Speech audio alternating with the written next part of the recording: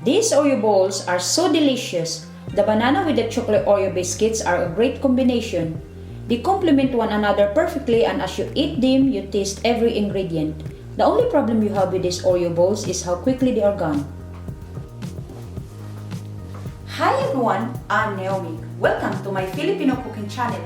Today I'm going to show you how to make Oreo Banana Balls. It's a wonderful Filipino dessert and your kids would love. You can make this recipe with your kids because it's easy and non-baked recipe. Here are the ingredients of my Oreo Banana Balls, my non-baked Filipino dessert: Oreo biscuits, banana, and white chocolate. First tip guys is to make crumbs from your Oreo biscuits. Let's place these Oreo biscuits in a bag. Make sure you close it. And then let's give it a bash. Now it's ready. Now we made the crumbs, just place it in the bowl. There you are. Done.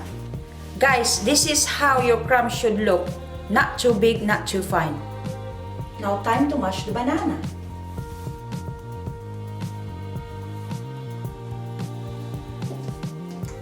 Give it a good mash.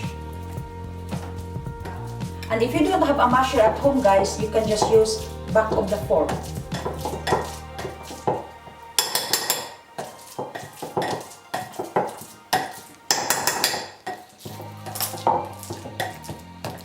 There you go. Done. Now we have our mashed banana and Oreo crumbs. We can bind the two ingredients together. Here you are. And we can start mixing it with our hands. Okay guys, there you are. It's like making a dough.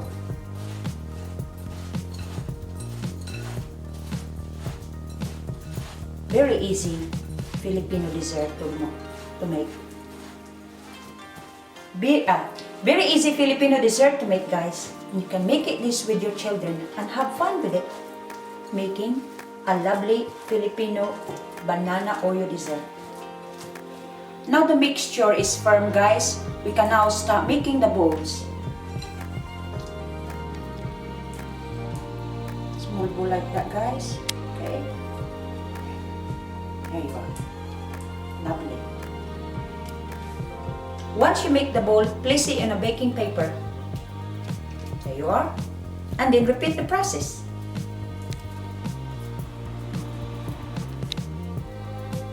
There you are. Easy peasy.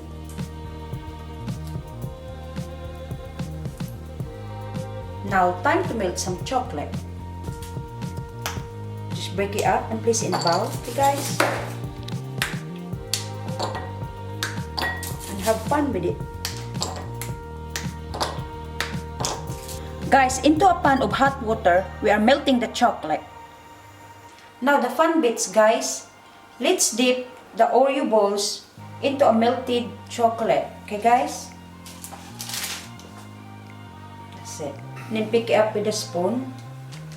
Place in a baking paper, dip, pick, place in a baking paper, and repeat the process. Now we have chocolate on the bottom of our Oreo balls. We can now add the remaining chocolate on top.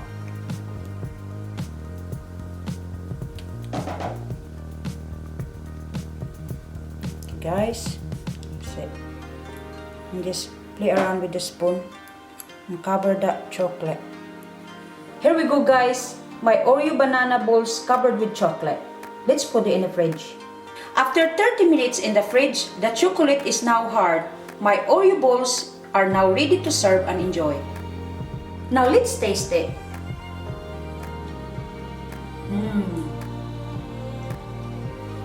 It is absolutely delicious Filipino dessert. You have to try this guys. I hope you enjoyed my wonderful Filipino dessert today guys from my Filipino cooking channel. And if you like it, then like it. And if you love it, please subscribe. Stay tuned guys because I'm going to release more Filipino recipes from my Filipino cooking channel. Thanks for watching. See you soon. God bless!